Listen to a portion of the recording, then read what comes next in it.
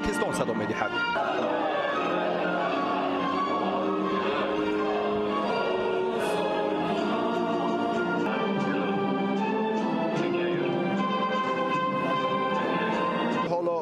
یک فرصت این چهره ها را من در رقابت امروز هم دروازه‌بان زویر جورابایف، منوچهر سفرов، وحدت حنانوف.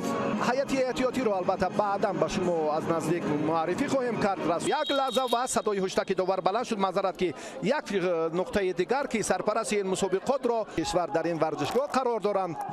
اوی اوی اوی اوی بسیار هم چونی مورا اینجا یادآور شدن به مورد است. احسان ضربه میزند. آی اندک بلندتر هم دارد. یک پرتو زود با بایف.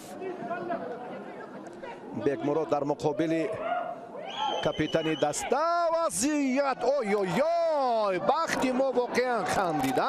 از دست دادن هجومی با صورت دسته ترکمنستان. از این موقع هم بلاکوف به حمله میشه تو بعد دو بسیار هم رفتی اداره کنی تو وضعیت رو باز هم بینیم که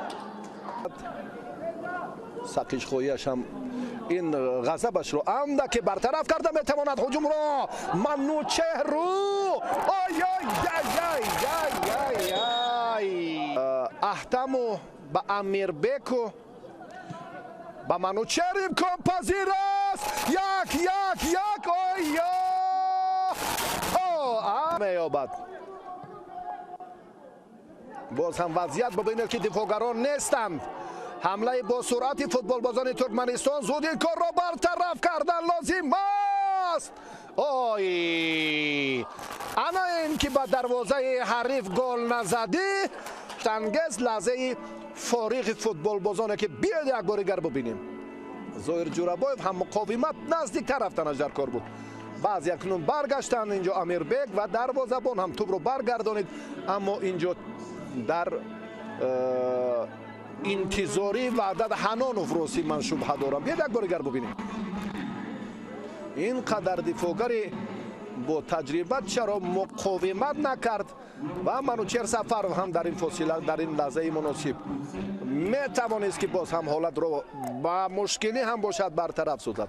رستم یتیموف چیکار کند دیگر؟ ضربه رو برگردانید و فشار دیگر مراد انایف آن رو وارد روانی قوی لازم است در این جریان.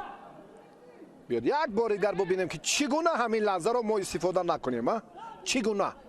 آی آی آی آی خطاگی هایی که میبینیم زود به عمل میانه. این با اون باعث میگردد که فشار هم زیادتر گردد و بازی گذاری دسته حریف. زویر جورابایف، پرویز،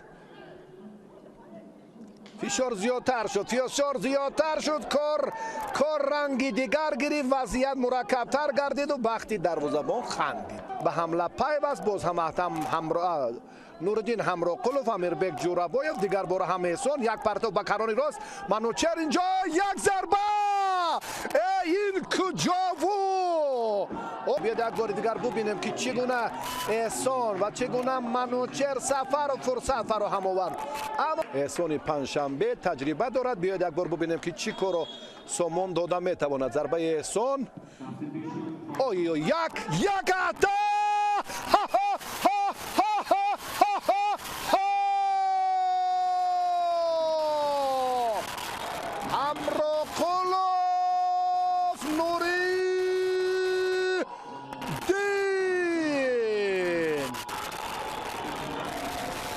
این لحظه که گفتم که پیتر شاگرد احساسی گلزنی دارد، تبسم‌هایش هم به سبب نبودند.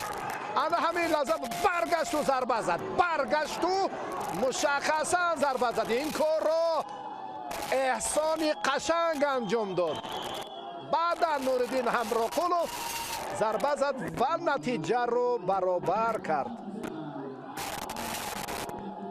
اما همین حالت بسیار هم خوب و سر وقتی و مناسب. آفرین. در تلاش شد تکاپوی راه مظفریت نورالدین. بله یک بار دیگر علی جانی عینی با این منطقه یک جهشی منوچهر. خط دفاعی رقیب باز هم مشخصا کاربری کنیم. احتام اوی نوردین آماده است. سفرов ضربه میزند.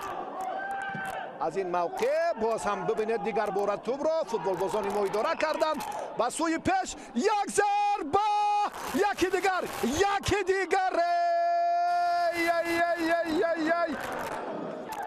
دروازه‌بان باشگاه استقلال و منتخب کشور توپ را به بازی درآورد. بله صدای هشتک داور اکرمی حسن.